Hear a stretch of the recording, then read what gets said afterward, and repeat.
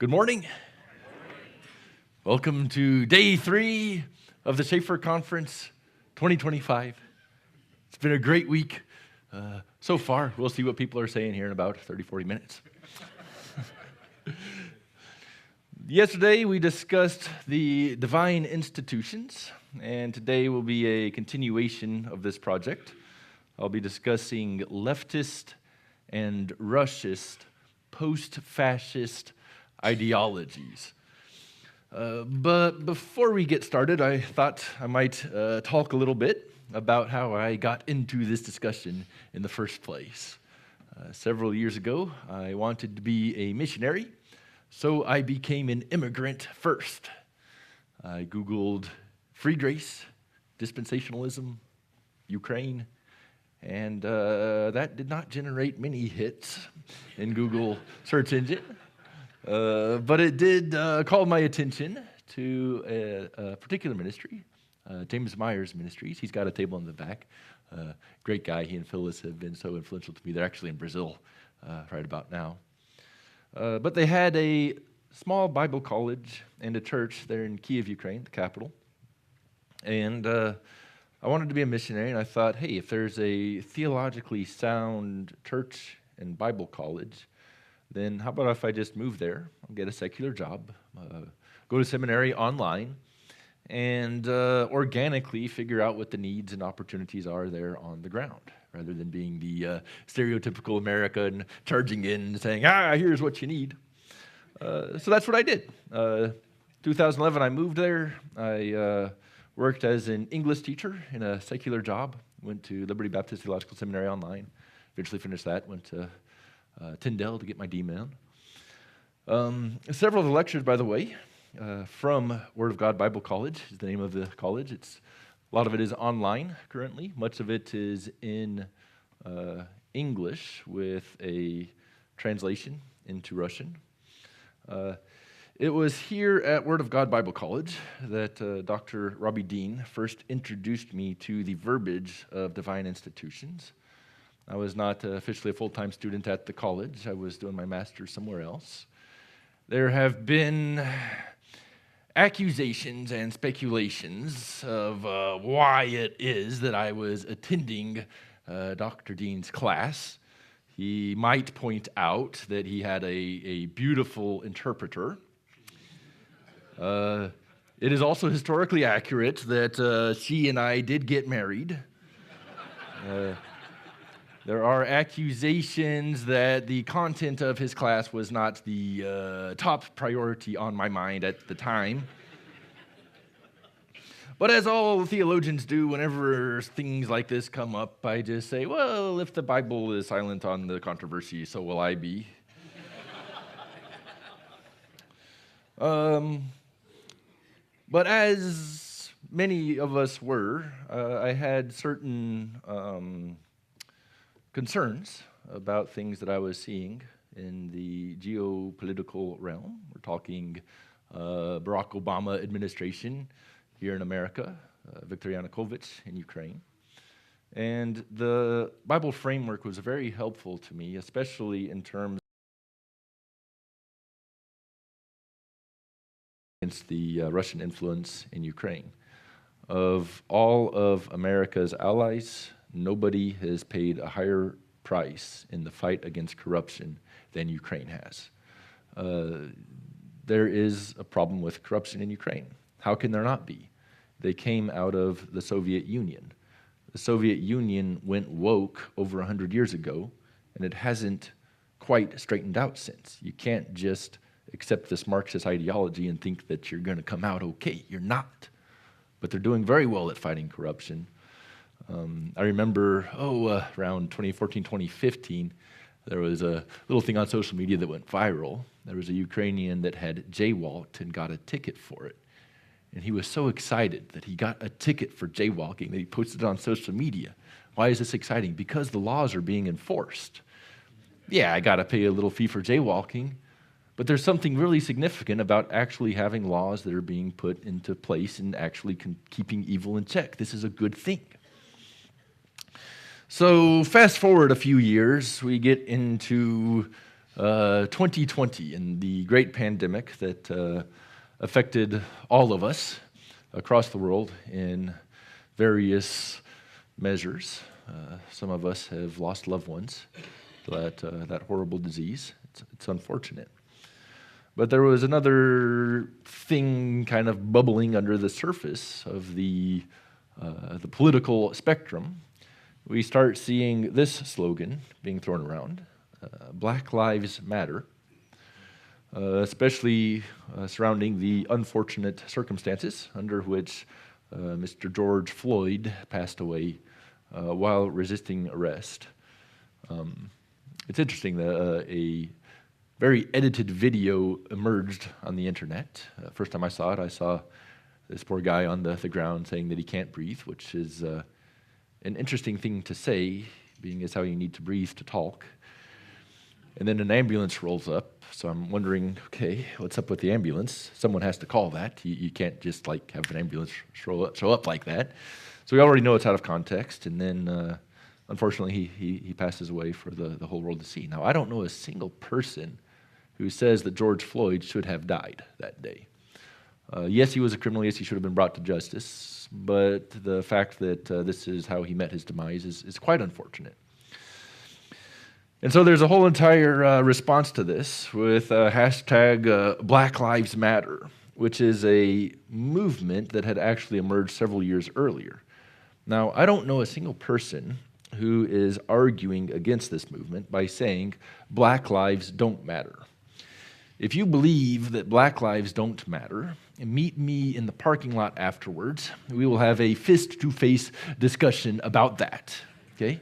I can say that very safely here because I know I'm in a group of conservatives and we all realize that, yes, indeed, Black lives matter. We go an extra step, though. We say Black eternal lives matter. We want to lead our Black loved ones to faith, just like all of our brown loved ones to faith and all of our white loved ones to faith, entirely regardless of how much light is reflected off of your skin or absorbed by your skin, right? So we start seeing that being passed around, and it's more than a slogan. It's actually a holistic ideology. And if you look into the Black Lives Matter, they have their own doctrinal positions, if you will. They say we see ourselves as part of the global Black family. That's interesting. Do we have a divine institution or two related to the family? Remember how when we look at the Bible, we have very distinct ideas of a family unit, which begins with the marriage and then involves the children. What I'm seeing in such movements as these is a dissolving of the family into the collective. So these are some things that started to concern me. I see a lot of my leftist friends that are non-believers. They have not yet accepted Christ, accepting, and that's to be expected if you don't have a clear epistemological framework. But what started to concern me particularly is that I had friends that have already accepted Christ, and they're starting to embrace this as well. And it's not just anecdotal. It's not just my little fringe group. So on the left here is a publication called Seeking Clarity and Unity. This was published by a rather large evangelical organization. I don't know if I'm supposed to mention its name, but they work on campuses and they do crusades there. And this particular organization is huge. It's got like over $500 million budget every year. So it's a pretty good crosscut, I think, of evangelicalism as a whole. As a missionary, I know that you wouldn't see me standing here in front of you if it wasn't for a whole team of people supporting me that are not on the stage with me right now. And that's true of every missionary across the globe, right? We've got people behind us that are supporting us financially or through prayer or through just a host of other means that we couldn't even list out. So a big organization like Cru, they changed their name. They took the name Christ out of Campus Crusade for Christ. I don't know. Don't ask me. And some folks on the inside of there who were more conservative were noticing a drift toward this wokeism agenda. And so they published this Seeking Clarity and Unity, which is a 100-some-odd page document, I believe. It's circulated internally within the organization before it was released to the public. I think it was released, November 2020. By August 2021, I was trying to look it up on their website, and it had been taken down. Fortunately, if you just Google Seeking Clarity and Unity, you can still access the original document. So around the time that I saw evangelicalism starting to go in this woke direction, woke being a term to describe leftism and the current manifestation of neo-Marxism, I started dealing with the evangelical approach to how evangelicals are syncretizing wokeism, which is an anti-biblical religion, with Christianity to form a woke evangelicalism. And I noticed that it's often done from a framework that sees the kingdom as already, and that we must grow this kingdom through acts of social justice. We'll talk about that a little bit more. So I started studying this phenomenon and writing responses. For example, on the right is an article that I wrote for the Journal of Ministry and Theology on dispensational kingdom postponement theology as a safeguard for the Edenic divine institutions. My friend Sean Wilson likes to review books, and I'm on a mission in life to write the worst possible titles, because he's always criticizing my titles, and this is one of the bad titles I'm proud of. I'm just kidding. In short, what the notion is that if we understand the kingdom as postponed, as we do as dispensationalists, then the framework for evangelical wokeism collapses. They don't have a kingdom to build through acts of social justice. And being as how wokeism is diametrically opposed to the divine institutions, we can protect the divine institutions by holding to a dispensational eschatology. So this is what's happening around the time of 2020, 2021. And there are some unfortunate cases of evangelicals becoming more theologically liberal over the instances, but I've been very, very pleased with what I'm seeing in the conservative realm of evangelicalism in responding to that issue.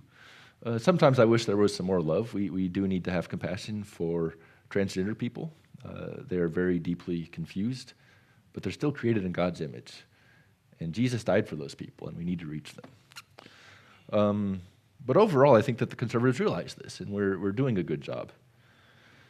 So in 2021, my family came to America just for a couple of months to do a little support raising before getting back on the ground. Earlier in 2021, there was a change of power here in America. President Biden became president. In the spring of 2021, not a lot of Americans are aware of this, but Russia started amassing troops on the border with Ukraine in order to attempt a blitzkrieg on Kiev in spring 2021. But Biden sent some boats down to the Black Sea, and I'm not a military science expert by any means, but there is some evidence from the sphere of military science that several times whenever you stand up to Putin, he backs down. It happened in 2008 with Georgia, happened in 2021 with Biden standing up to Putin, and it went away and didn't really catch much traction here in the States. So he came to America in August 31st, 2021 with a return ticket for February 14th. Travel tip. If you get a plane ticket on a holiday like Valentine's Day, there might be a little more room. We didn't find out, though, because the tickets had been canceled. Shortly after we arrived in America, Russia started amassing troops on the border with Ukraine again. Anyone want to take a wild guess at what the difference is between spring 2021 and fall 2021? A significant factor that many geopoliticians are talking about would be the failure in Afghanistan, when America displayed great weakness. I like what John McClane said earlier in the war, before he died, before the escalation in 2022. Nothing provokes Putin like weakness. So there was a great display of weakness. And then on February 24th, earlier in February, I think around February 17th, Biden withdrew American troops from Ukraine that had been there for several years already. Not a lot of Americans know about that either. And then Russia escalated its violence against the Ukrainian people on February 24th, 2022. The The Russian military is not nearly as strong as people thought. They were driven out of the northern regions by April 2022. And while they did so, they continued several acts of massacre, murdering innocent civilians, including pictured here Vitaly Vinogradov, who was the dean of Kiev Evangelical Seminary. He was murdered in the name of Russian unity. He is a martyr not only of Ukraine, but of the faith. So the most elite forces of the Russian military attempted a blitzkrieg on Kiev, and they were defeated by unprepared and unarmed Ukrainian rednecks and city boys that picked up arms to defend their country. They were intuitive in doing that which they are designed to do, to maintain a distinction between Ukraine and Russia. Now, I'm glad that we didn't start a Black Lives Don't Matter movement. We were very wise, I think, in handling that particular form of post-fascist leftism. But I am concerned about what I'm seeing in certain circles of evangelicalism when we talk about Ukraine. While we didn't necessarily accept what the media was telling us about Black Lives Matter, I'm seeing a lot of evangelicals accept what the Russian media is telling us about Ukraine. It's being filtered through certain American sources. But it seems a lot of otherwise conservative evangelicals don't know how to think about geopolitics when it comes to Eastern Europe. By the way, I greatly appreciate the Chafer community's love and support during these difficult times. Whenever the escalation was first starting, we had family members in Ukraine who were trying to flee the genocide. It was a very difficult time for my family. And many of you were very warm in reaching out to us, and we appreciate that, and we really love you. Many people from many schools of thoughts, denominations, religions, have been very warm and welcoming to me as well as the entire Ukrainian community. There have only been a few individuals that took this as an opportunity to attack me personally. What a pitiful thing to do, truly. But these are such a minority. It's a small, the most divisive group of the Free Grace movement. Those are guys that I'm ignoring. That's not really worth messing with. I'm also not trying to develop a great plan for expediting the Ukrainian victory. I have some concepts in military science and some reasons to believe that if we do this, then we can hurry up the victory, but that's not what I'm doing here. My research is more related to worldviews, not so much military science. I'm not here to tell you whom you should vote for. There are valid criticisms of everybody on the ballot, and I realize that. I have some that I will not vote for. What I am trying to do here, I want to show you how we can use a solid Bible framework in order to refute certain political ideologies that are so diametrically opposed to the biblical worldview that we should be able to look at them and renounce them as capital H heresy. Okay? So that's the project at hand. I don't want to be mistaken as trying to go off on some rant about this politician or that. We are talking about worldviews here, all right? There are competing worldviews that are sneaking their way into evangelicalism, and if we have a proper biblical worldview, if we understand the frameworks, if we understand the divine institutions, we can refute them. So in our last talk, we talked about how worldviews worked. We looked at some alternative models, and we developed a biblical model of divine institutions. This time we're talking about post-fascism, ideas that have come out of the fascist ideology of the 20th century that have developed fascism in a way that it is still distinct from what we saw in the 20th century, but there are still elements of fascism that are present that if you remove them from the contemporary ideas, the entire framework collapses. So they're post-fascist in that sense. We're going to look at some doctrinal considerations. We'll look at the historical development of how we got here, and then we're going to evaluate post-fascism. All right, so first things first, doctrinal considerations. By way of review, not everybody was here last time, so we're going to take a quick overview of the doctrines that we're talking about. First things first, when we develop a worldview, we talk about the way things are in terms of metaphysics and epistemology. Epistemology dealing with the theory of knowledge, how we understand and interpret things. As biblicists, we hold to a biblical epistemology. That is our authoritative source of truth. From there, we can derive our metaphysics, which describes the layout of the universe. Whenever we talk about divine institutions, these are things that God has designed that deals with ontology and teleology. It's metaphysics, the reality of our universe. This is the area that I prefer to discuss whenever we talk about a political theory for the world. The top two, ethics and social-political philosophy, this describes the way things ought to be. Ethics tells us what's right and wrong. Social-political philosophy is how we deal with a society. Our ethics and social-political philosophy should be coming from our metaphysics and epistemology. The logical procession would be to build your worldview from the bottom up, understanding the Bible and the layout of the universe as described in the Bible, the way things are, and from there building your system of ethics and social-political philosophy. The unfortunate tendency that I'm seeing, even in our discussion amongst conservatives, is that the social pressure goes from the top down. Instead of talking about what the Bible demands of a government, people want to ask me, what do you think about this politician or that politician? So I hope to direct our thoughts more toward a holistic framework which is bottom up, specifically thinking about what the Bible says about these things. On the metaphysical front, we developed divine institutions. We have identified three. An aspect of a divine institution in my definition, and there are several definitions, and that's fine, would be that a divine institution is one that the man is designed to be a part of by default. These are the individual, the family, and the country. Our definition is divine institutions are social structures for the benefit of humanity, of which God designed all people to be members by default. The divine institutions are the individual, the family, and the country. About the individual, we have the doctrine of anthropology as a class of systematic theology, which is rather holistic, and we can look at the divine institution of the individual in terms of ontology. What is he made out of? What are the facets of him? As well as meta-ethics, which we can discuss in terms of responsible labor, that God put certain responsibilities on man.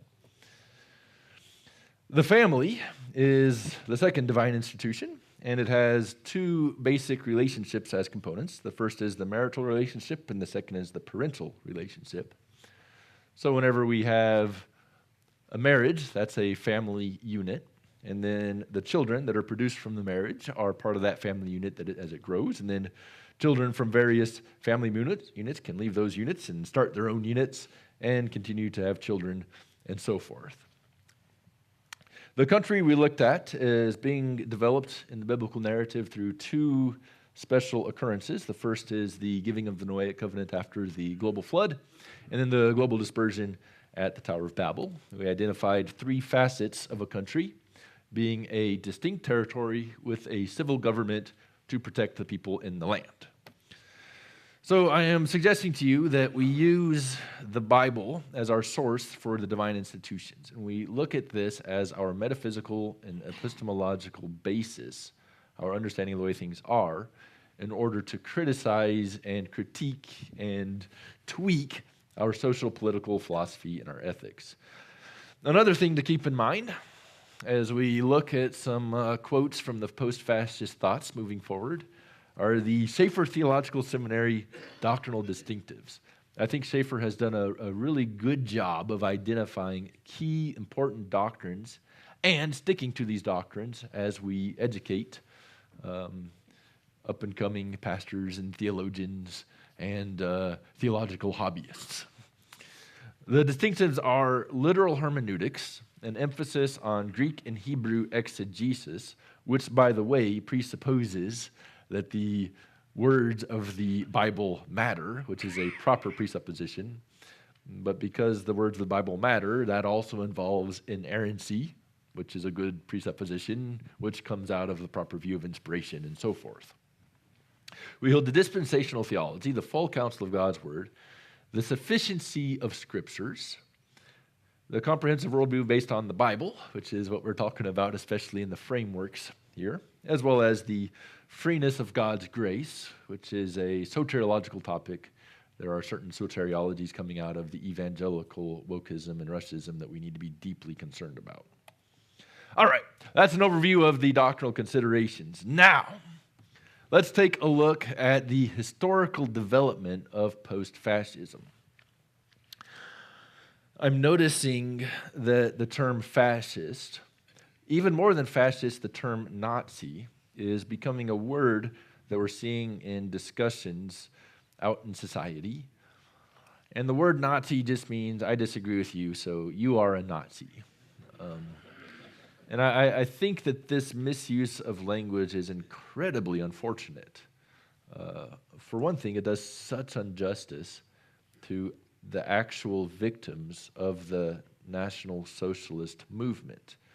The Holocaust was real, and we're seeing a real uptick in Holocaust denial. We're seeing a real uptick in anti-Semitism. And by just treating the word Nazi like a light little thing, oh, you like the metric system, you're a Nazi. No, not okay. The National Socialist movement was a very real thing. And I think we're doing ourselves a great disjustice by not teaching this in our schools and to our children. Okay, this is something that we need to know about. Not only does it do an injustice to the victims, but also it makes us vulnerable to repeating the same mistakes. If you don't know your history, you're going to repeat it. And I think we are seeing some unfortunate tendencies that could be replicating certain anti-Semitic and other actions of the Nazis and fascists.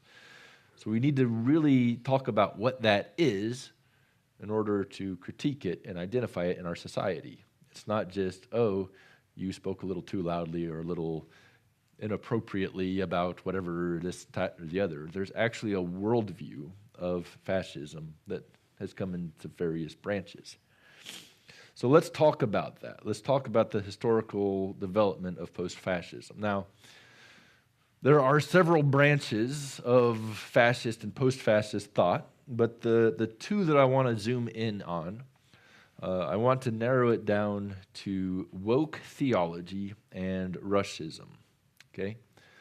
There are other forms of post-fascism that we could talk about, but these are the two that I'm most concerned about as I look around evangelicalism today.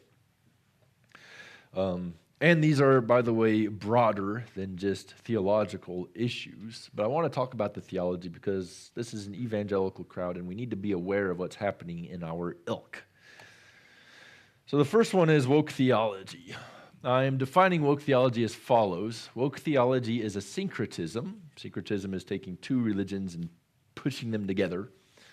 Woke theology is a syncretism of Christianity with fascism, of critical theory, we'll talk about that in a bit, that sees the kingdom as inaugurated and seeks to build the kingdom through acts of social and ecological justice, as aligned with its secular counterparts. Now, to be clear, I myself am not a Kingdom Now guy, but we have several brothers in Christ who are. It is possible to believe that there is a current kingdom and still accept John 3:16. You got to be a real theologian to get John 3:16 wrong, right? If I was to guess, there are probably a lot of people in here like me who came to faith in Christ. And when we came to faith in Christ, we probably didn't have a very clear vision of the future, right? So it's possible to be a believer who's gotten confused on that matter. Now, just because we have a brother in Christ who holds to a kingdom now theology, that does not mean he holds to woke theology, okay? But you do need the kingdom now for a lot of the woke frameworks to work. So don't hear, oh, the kingdom is now, I'm building the kingdom by digging a well in Africa or something, and assume that he's woke, all right? There's more to it than that. We're going to get into that. All right, so that's our first post-fascist idea. The second is Ruscism. So the term Ruscism has emerged mostly in Ukrainian language literature to describe the ideology of the Russian side of the war. If you haven't been reading Ukrainian stuff lately. You probably haven't seen this term much. It has emerged in a couple of English publications, but the name itself is rather telling, RUS from Russia and then schism from fascism. So I have repurposed this term from the Ukrainian literature and narrowed it down specifically to certain theological aspects of the Ruscist worldview. There is more to Russism than what we're going to talk about today. I'm trying to narrow in specifically on that which relates to divine institutions.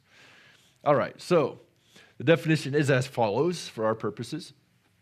Russism is the worldview of Russian fascism, which is characterized by a desire for a few great powers instead of many distinct countries, an emphasis on group identities over great expanses, and compatibility with the Russian Orthodox Church's interfaith mission of symphonia with the Russian state. We mentioned symphonia yesterday, looking at different Christian ideas about government involvement. We'll dig into that a little bit more. So those are the two that we're looking at.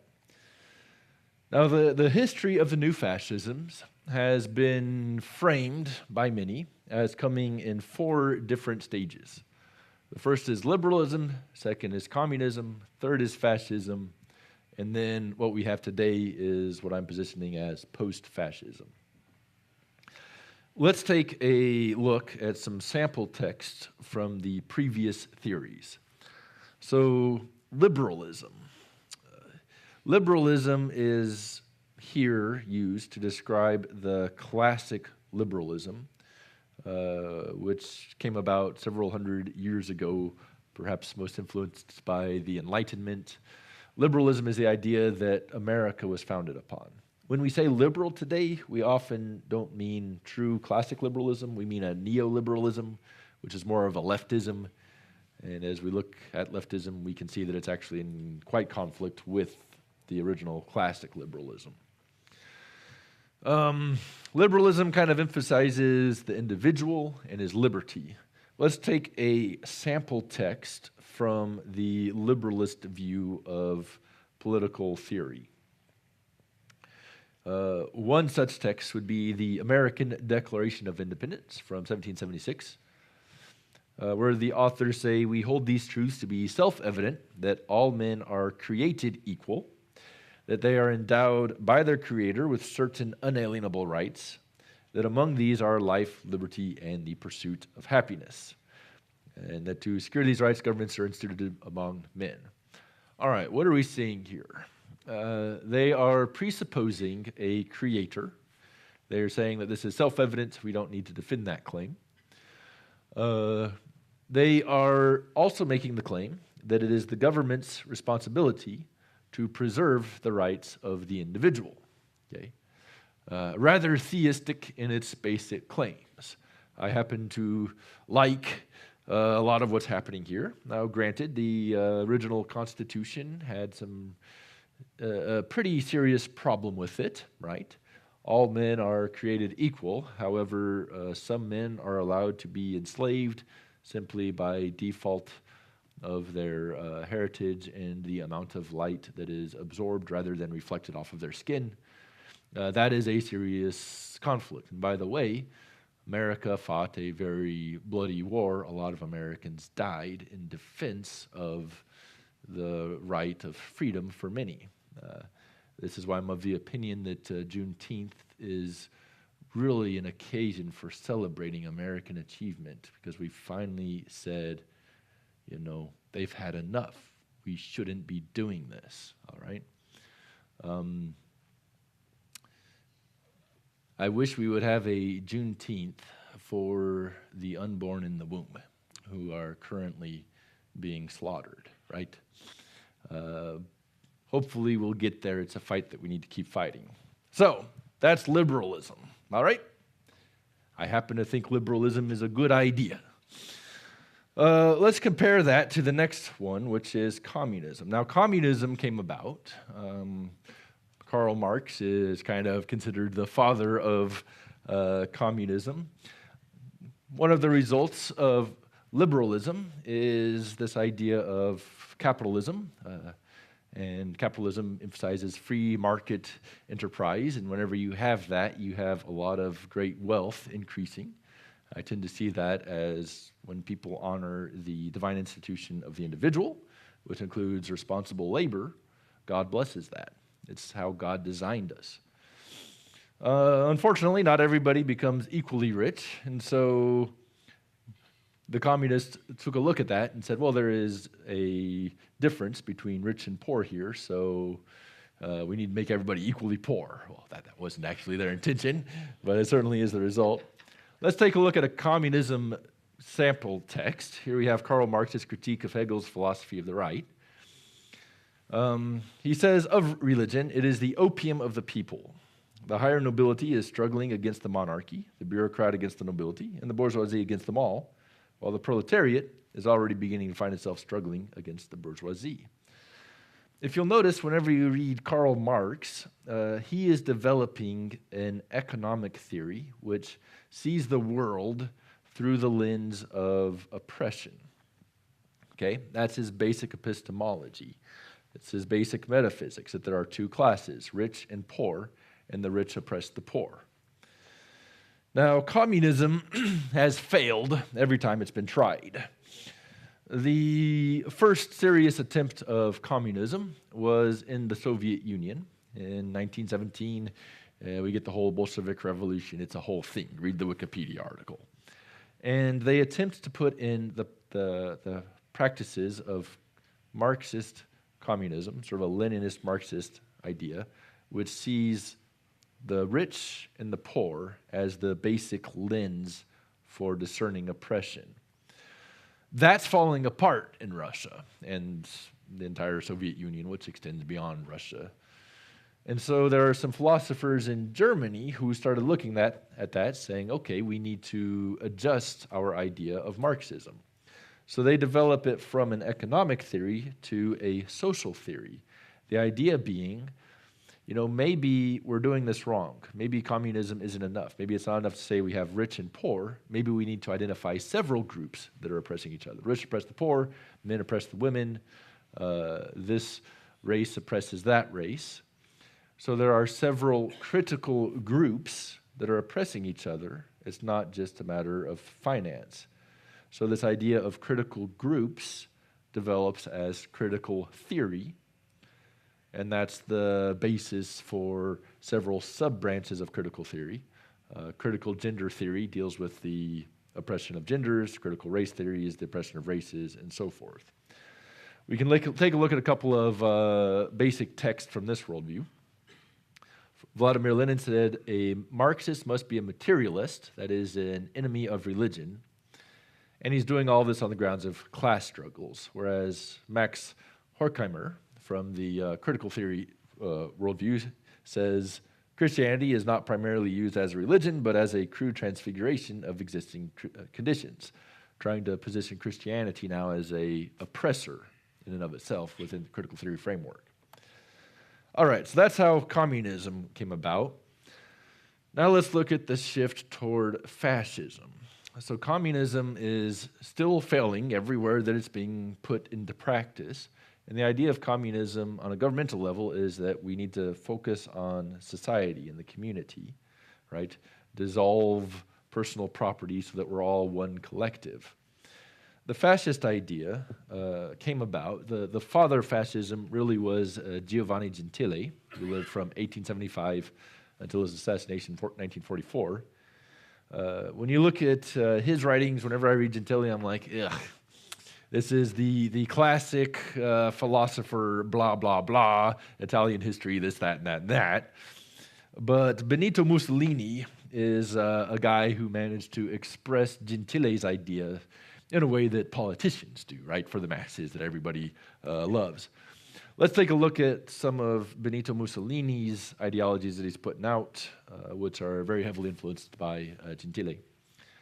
Anti-individualistic, Mussolini says, the fascist conception of life stresses the importance of the state and accepts the individual only insofar as his interests coincide with those of the state, which stands for the conscious and universal will of man as a historic entity. All right, so he's saying that the individual needs to be aligned perfectly with the state. Do you see the dissolving of the divine institution of the individual in favor of the governmental aspect of the country? His idea, he says, is opposed to classical liberalism, which arose as a reaction to absolutism and exhausted its historical function when the state became the expression of the conscience and will of the people. Liberalism denied the state in the name of the individual. Fascism reasserts the rights of the state as expressing the real essence of the individual. See the emphasis on the state here and its conflict with the divine institution of the individual. He continues, the fascist conception of the state is all-embracing. Outside of it, no human or spiritual values can exist, much less have value. Thus understood, fascism is totalitarian, and the fascist state, a synthesis and unit inclusive of all values, interprets, develops, and potentiates the whole life of all people. Do you see how fascism is a holistic worldview here? It deals with the spiritual as well as the political. We're talking on that fundamental level of epistemology and metaphysics here. Mussolini says, no individuals or groups, political parties, cultural associations, economic unions, social classes are outside the state. Fascism is therefore opposed to socialism, to which unity with the state, which amalgamates classes into a single economic and ethical reality, is unknown and which sees history as nothing but the class struggle. So we see the difference here between the critical theory and the communism that sees everything through the windows of oppression. This is taking that idea, it's the basis of the idea, but it's developing it further and emphasizing the state rather than the struggle. So what exactly is the criticism of socialism here? It's not that the economic theory is faulty, but that it lacks a full application through straight force. This, by the way, is from the document, The Doctrine of Fascism, which he wrote in 1932. Now, would you look at this and say this is rather at least anti-American, if not anti-biblical? Would we anticipate that this is the kind of thing that Americans would naturally push against? Right? Wrong.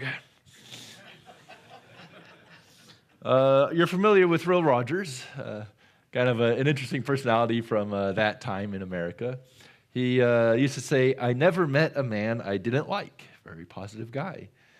Not everybody remembers that Will Rogers actually met Benito Mussolini, and he wrote about him in several publications. Here's one in New York Times when he says, I get a kick out of Mussolini. And then he defends him and talks about how he's a great guy. In 1927, he said, Mussolini is the smartest guy in the world. We know anybody who speaks in hyperboles like that about dictators these days? It's interesting. 1929, Will Rogers wrote, he has done more things for his country since the war than any 100 men in any other country. 4 years later, Will Rogers said, Mussolini could run this country with his eyes shut. In fact, that's the way our Congress has been running it. Mussolini, with no money, no natural resource, no nothing, has kept his country going, while us, with a surplus of everything under the sun, are mangy with representatives and liberty. But we can't digest either one of them. So Will Rogers was promoting very pro-Mussolini propaganda here in America, and there was actually quite a following of Mussolini in America during the days when his dictatorship was starting to rear its ugly head. Americans are vulnerable to fascism if we don't understand the holistic ideology of it.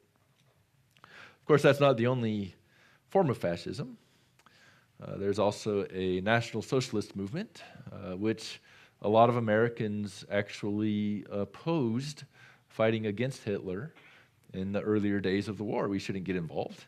It's interesting, I've seen a recent increase of popularity of Americans returning to this, saying America should not have gotten involved in World War II.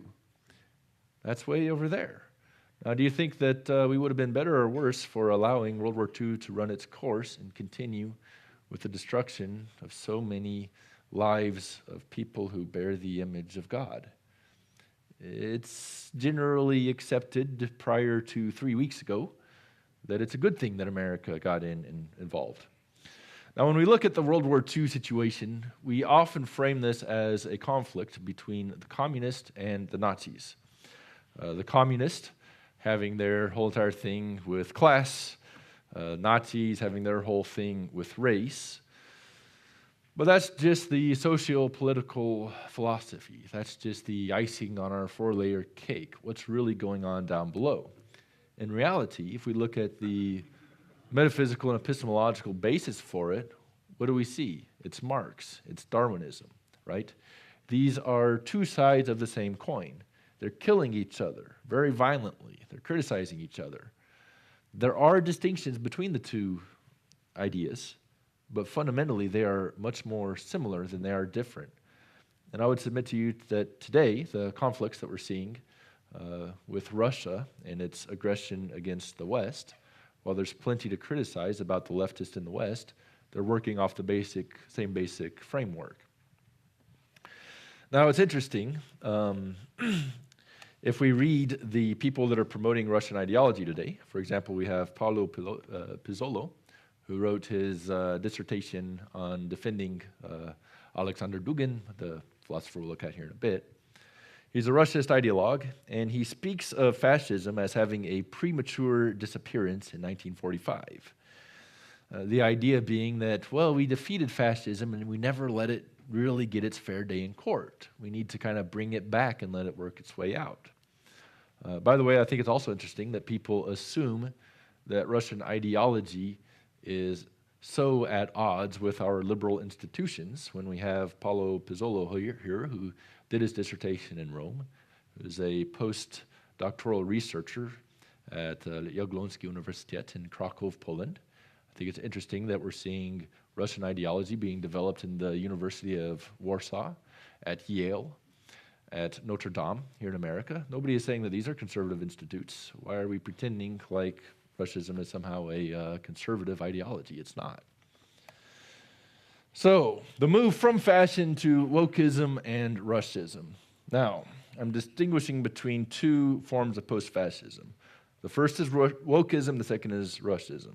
We've looked at woke theology already. We're defining it as that syncretism of Christianity with the fascism of critical theory that builds the kingdom through acts of social justice as defined by the secular counterparts. Now, if you're doubting that we are seeing a connection between those fascist quotes that Benito Mussolini put out and some of the modern forms of leftism, there's a video that kind of went viral a few years ago that I recommend watching. You can get it on YouTube. This channel, GOP War Room, which doesn't sound very aesthetic in my opinion, but whatever. You know, they posted a video which was played at the Democrat National Convention back in 2012, in which they say, the government is the only thing we all belong to. Do you see how that is very much aligned with what Mussolini was saying? Now, there may be some differences between Mussolini and Barack Obama. Obviously, there are. I would much rather Barack Obama than Mussolini, but I'm not going to vote for either of them.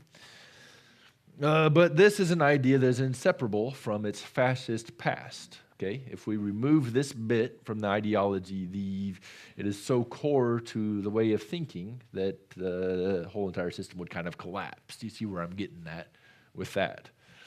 So how did we come to this? How did we end up with a significant party in America that says that we belong to the government? Well, let's follow the history, right?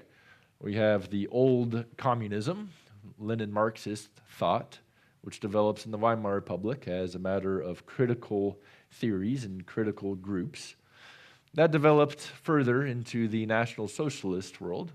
It was only a matter of time before national or critical theorists started to identify a particular race as oppressing the others. The Jews are the most famous, as well as the Romani and several others. That was combined with the idea that maybe we need to focus more on the state rather than the critical groups themselves, hence the National Socialist movement. But it continued to develop even after the what the Russists call premature collapse of fascism in 1945. A couple of significant developments are first intersectionality, as well as the obsession with sexual issues as part of critical groups and critical theory. So what is intersectionality? How does this work? The notion is that each of these, gender is a basis of a critical group, as well as sexuality, as well as race, but they all intersect so that a person can be a member of several critical groups that are oppressed at any given time. Pamela Lightsey, who is identified as an African-American queer lesbian womanist scholar, her words, not mine, says the disenfranchisement of women intersects with the disenfranchisement of black men, of poor people, etc. The disenfranchisement of black lesbian women intersects with the disenfranchisement of transgender women, and so on. So it's a matter of finding how you're a part of several groups and how other groups might intersect with your group and how we should all be together in a way that you can grow your oppression so it's not just a matter of rich and poor. Right? Susanna Cornwall, in the book Controversies in Queer Theology, says, questions of sex and questions of race are always inextricably related. I focus on the gender and sexual issues here because we see an attack on which divine institutions? First, the individual, by trying to tamper with God's design for gender identity, as well as the family for trying to tamper with the nature of marriage. Phyllis Tribble is a feminist theologian who says no woman can serve two authorities, a master called Scripture and a mistress called feminism. Now, I actually agree with Phyllis Tribble on this point. We cannot have both. Where I would disagree with her is I would encourage you to stick to the Scriptures rather than the critical feminist theory. And it just gets worse.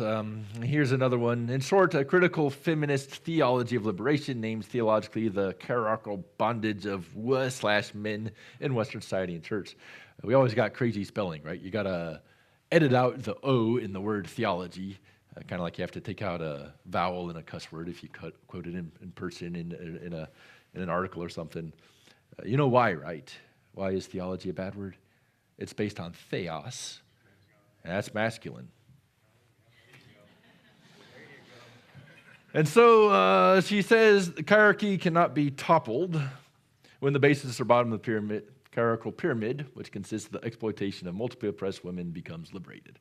The idea being the mission, the missiology here, we have to topple the current world order, which is hierarchical, meaning it's patriarchal and men are running it all and trampling women underfoot.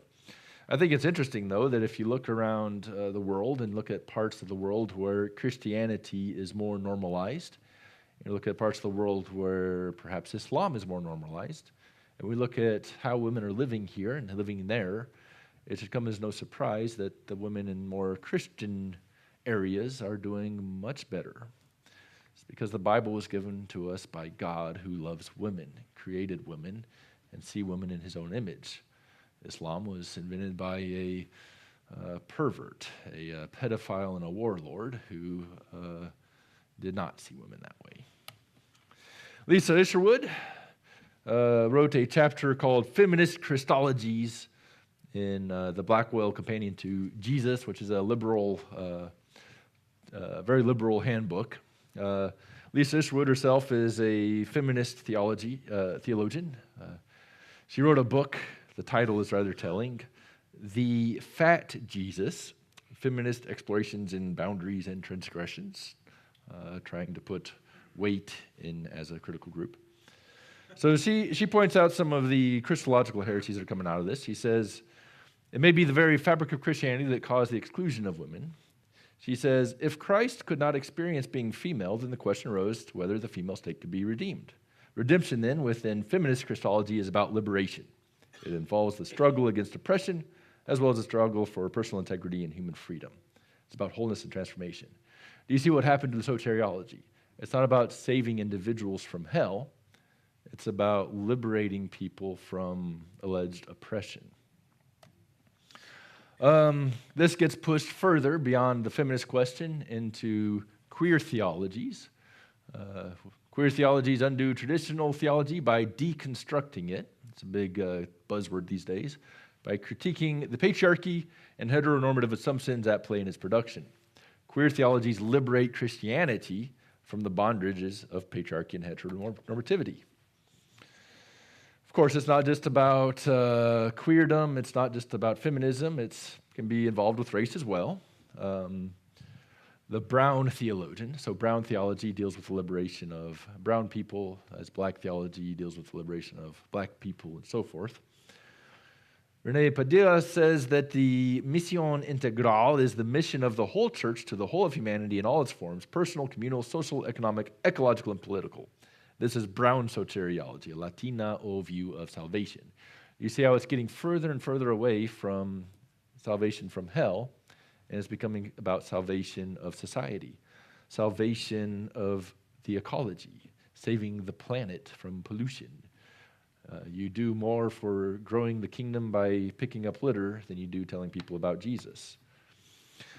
Rebecca Volkel wrote a book called Carnal Knowledge of God, Embodied Love and the Movement for Justice, which is another queer theology text. She says, eschatology is not primarily concerned with what lies beyond death and outside of history. I agree. Our eschatology informs us of much more than the future. It tells us how to live now. Eschatology is practical and vital hope for the world as it is right now in which we are participating. This here and now eschatology fits well with a liberation, feminist, and queer understanding of eschatology. So she's saying that we have to align ourselves with the inaugurated eschatology, with the idea that we grow the kingdom through social and eco-justice. Elsewhere, we see her trying to bring in Russia's war on Ukraine and Israel's attack on the Palestinians and the earthquakes in Turkey. Any oppression under the umbrella needs to be seen through this lens. Now, not everybody is reading liberal theologians like Rebecca Volkel, but I think everybody in the West is getting the leftist media shoved down their throats, and they're seeing this kind of stuff reflected, right? So we're seeing people complain, oh, Black Lives Matter and everything. Oh, okay. And then we see the same people saying justice for Ukraine, and it gets very confusing. So let's take a look at the Ruscist ideology.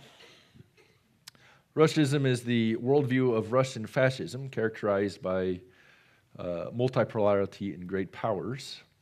There are two key figures in National Socialist thought that need to be discussed.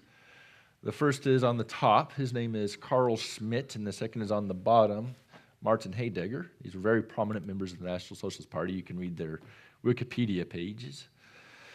Carl Schmitt wrote a book called Political Theology, in which he developed an idea called Grossraum in German, meaning big space. His idea was that we need to dissolve or expand borders between countries into giant land masses, into a great space, a Grossraum. Martin Heidegger is another party member who developed an ontology of being called Dasein. Now, the reason that these two come into the picture are because of this man, Alexander Dugin. He is the Russian philosopher. He's been called Putin's philosopher. He's the guy that basically forms the worldview for Russia's war against Ukraine. And by the way, it's not just a war against Ukraine, it's a war against the entirety of the West.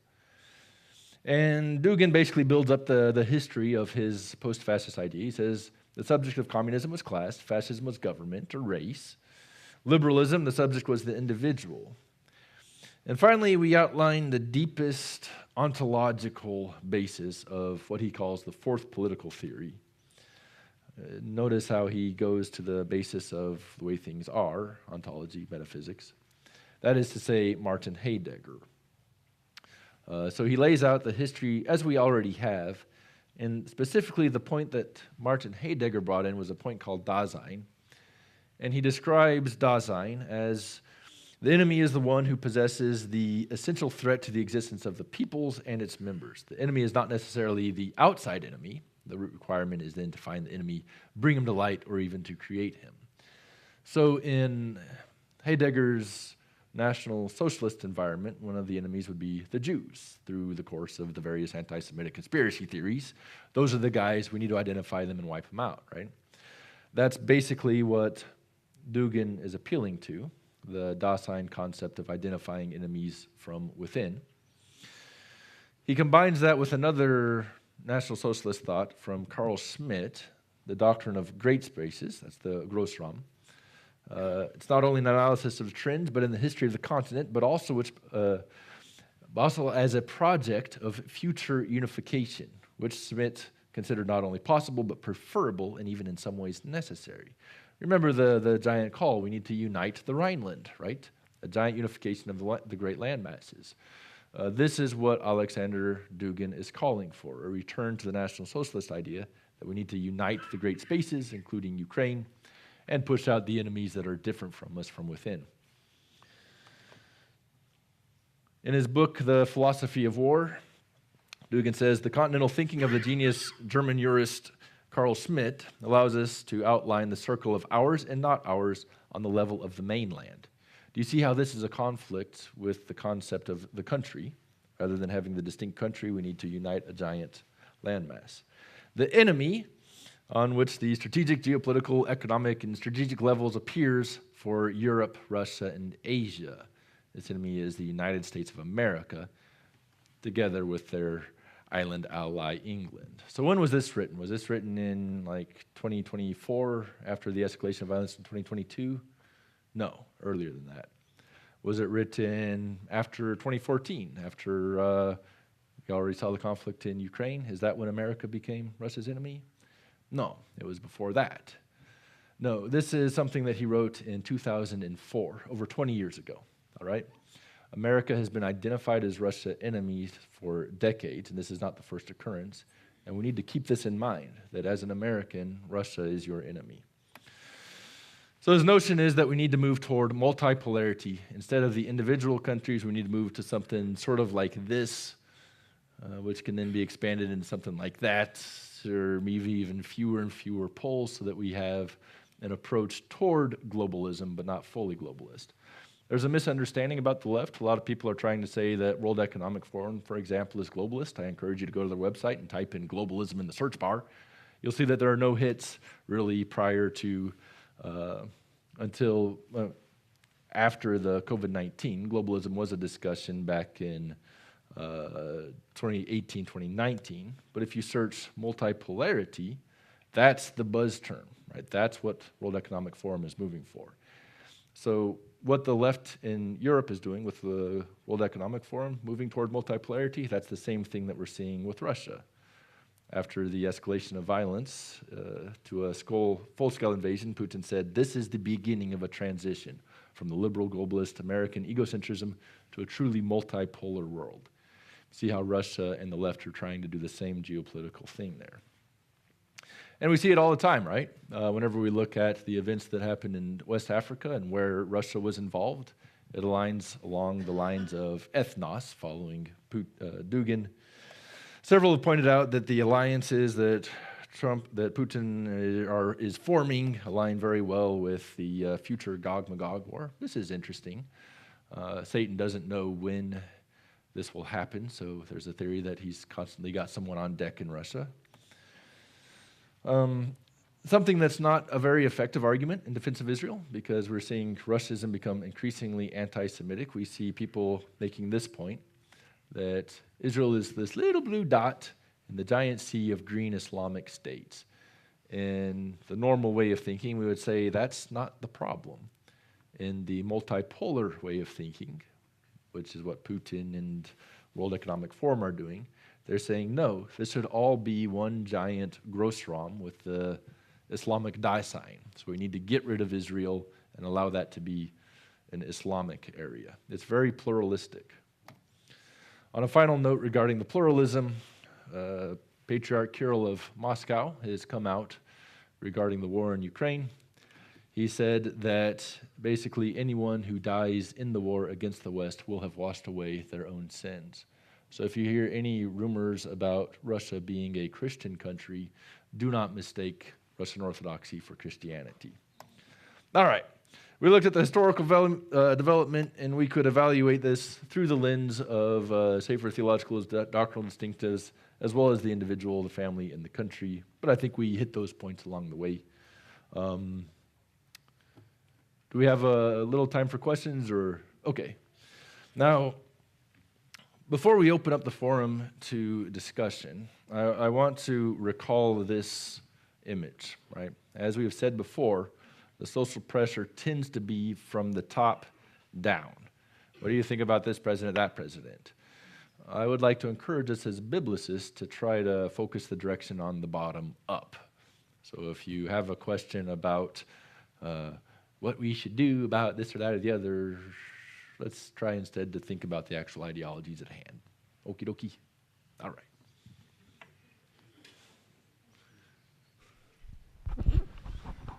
Paul, that was a lot. Thank you. Thanks.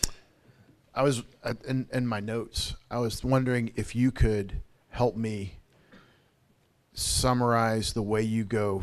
I know it's historically, chronologically from Marxism to fascism, but is there more than chronology? Maybe I just didn't catch it. Can you reinforce how fascism arrives out of Marxism? Sure. So they're both coming out of this fundamental rejection of biblicism and liberalism, right? The communist idea was that we have two groups, one oppressing the other, and it was put on that economic spectrum. It's just the rich and the poor, basically, was the big emphasis. Then the following idea was to expand that into many critical groups. It's not just the rich oppressing the poor, it's the Jew oppressing the true Aryan race, it's the man oppressing the woman, and so forth. The shortcoming that Gentile saw with that is that it's not working, and it's obviously not working because there's so much suffering happening in the Soviet Union, for example. So why is it not working? And his proposal was not that the economic theory in Russia was fallen, not necessarily that the expansion into multiple critical groups following the Frankfurt School was wrong. Rather, it was the method for putting it into practice. The idea in communism was to kind of move toward dissolving the government so that we're one big, happy community, sharing resources back and so forth.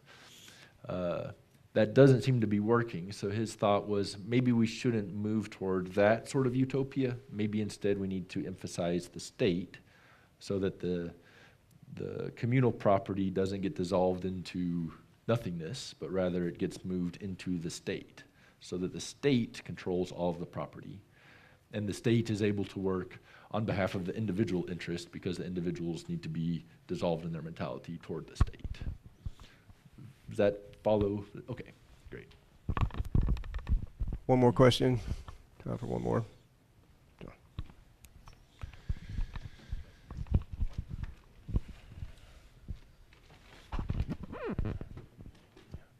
Prior to the most recent conflict that's occurring in Ukraine, have you seen an uptick in anti-Semitism across the country? That's a good question.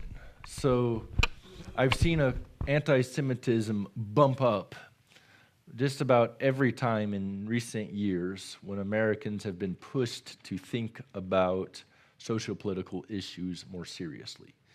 I think the reason fundamentally is that Americans are not bent on a scriptural approach to these issues.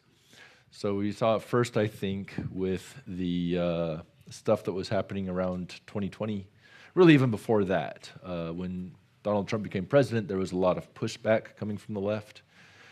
There was a bit of an uptick in anti-Semitism then. Then, of course, as we get into more critical theory thought during the 2020 havoc, that was an uptick. But the greatest extension of that I've seen within evangelicalism, which is kind of the sphere where I tend to think we can make the most impact, has been specifically with the rise of post-millennial thought, which has happened remarkably since 2020, when people have started thinking more in terms of social-political thought.